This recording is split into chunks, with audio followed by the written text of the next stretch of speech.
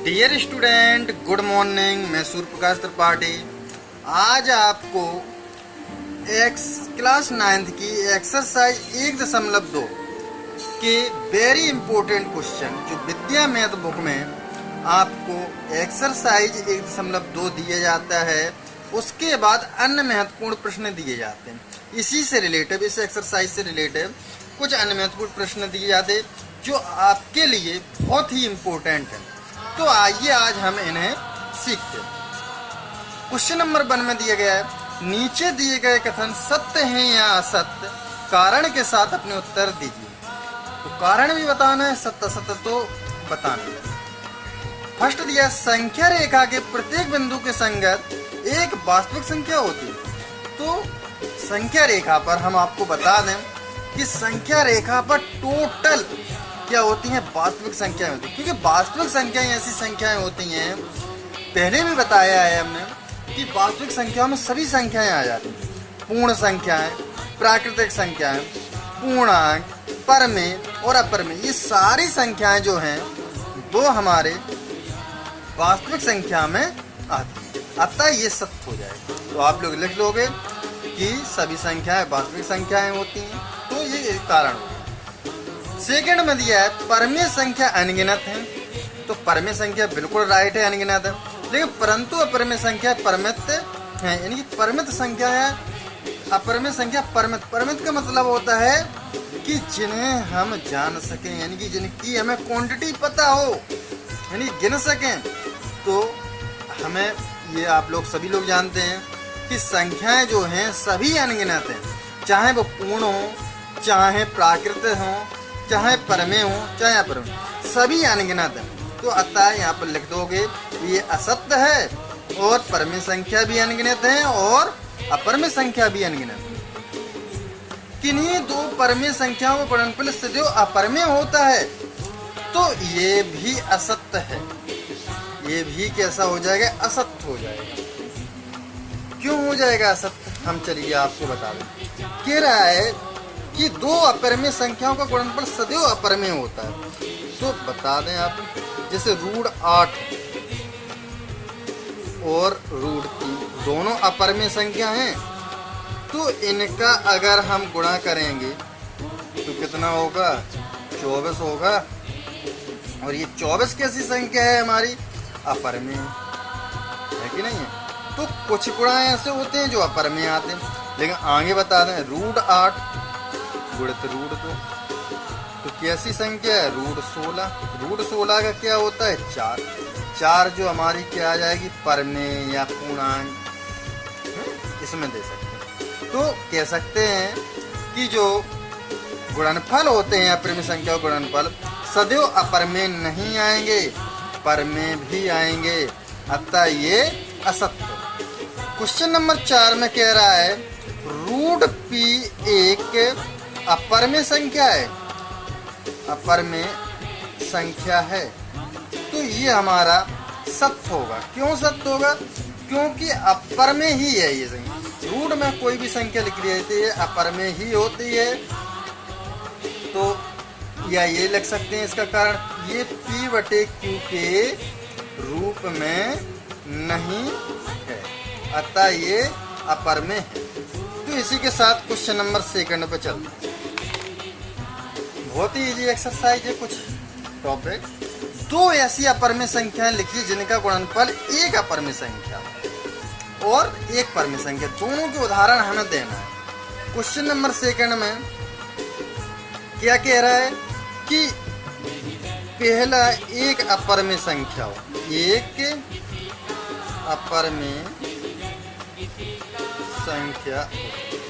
तो ऐसे दो परमेय संख्या हमें लेनी है, दो, कि उनका गुणनफल कैसा हो जाए, अपरमेय। तो जैसे कि ऊपर बता चुके हैं, √3 गुणित √2 ले लेंगे, √6। तो ये गुणनफल अपरमेय संख्या हो गया। अब सेकंड में वो पूछ रहा है एक परमेय संख्या हो, एक परमेय संख्या।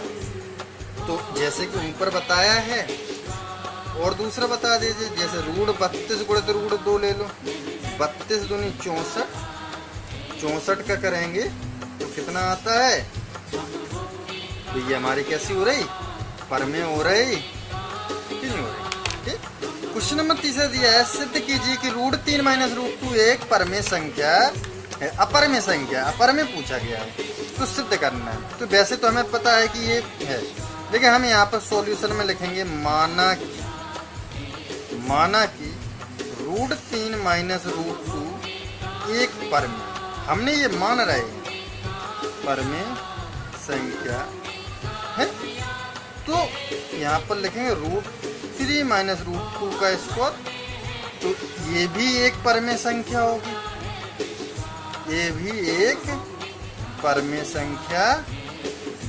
ठीक है, अब इसका स्क्वायर करेंगे तो क्या होगा, 3 + 2 - 2 √6, इसका होल स्क्वायर खोलेंगे, √3 - √2 का या a - b का होल स्क्वायर, a स्क्वायर √3 का स्क्वायर होता, तो ये आलो आप कर लो, ये भी एक परमेय संख्या होगी। ये सभी हम मानते जा रहे हैं परमेय संख्या होगी, लेकिन हम यहाँ पर लिखेंगे, लेकिन जो √6 है, √6 वो कैसी संख्या है, √6 एक अपरमेय संख्या, √6 एक अपरमेय संख्या है, तो 2√6 भी एक अपरमेय संख्या होगी। अतः हम कह सकते हैं √3 - √2 का होल स्क्वायर एक अपरमेय संख्या है। अतः √3 - √2 एक अपरमेय संख्या है। तो ये आपको लिखना है, कुछ सॉल्व नहीं है, इजी बता दें। 5 दिया, 2 तथा 3 के बीच एक परमेय तथा एक अपरमेय संख्या ज्ञात कीजिए। 2 और 3 के बीच एक परमेय संख्या निकालनी है, एक अपरमेय, तो 2 तथा 3 के बीच एक परमेय संख्या कैसे निकाली जाती है, 1/2 और दोनों को जोड़ देते हैं, तो कितनी आए, 2 3 5, 5/2, ये तो आ गई परमेय संख्या हमारी। और अपरमेय संख्या निकालते हैं, 2 तथा 3 के बीच एक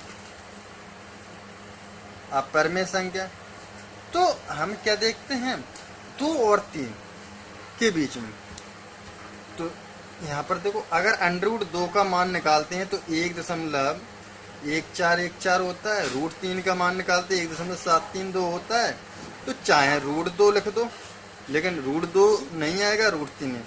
√5 का जो होता है वो 2 कुछ करके होता है, तो हम यहाँ पर √5 लिखेंगे, तो 2 और 3 के बीच में पूछी गई है, तो √5 हमारी एक अपरमेय संख्या हो जाएगी। आई होप आपको ये एक्सरसाइज समझ में आई होगी अच्छी तरह से, कुछ ज़्यादा विशेष नहीं थी। पिछली जैसी एक्सरसाइज बता दी थी 1.2 के जो NCERT क्वेश्चन उसी के ऊपर थी। ठीक है, तो कल आपके लिए एक होमवर्क है, जो हमने इसका तीसरा क्वेश्चन छोड़ा है, √7 को संख्या रेखा पर प्रदर्शित करो, संख्या रेखा पर प्रदर्शित करो।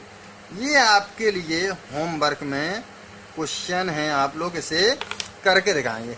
हम इसके पहले √5 को बता चुके हैं संख्या रेखा पर, √5 को, इसी प्रकार √7 है, तो आप लोग कर लोगे। इसी के साथ धन्यवाद।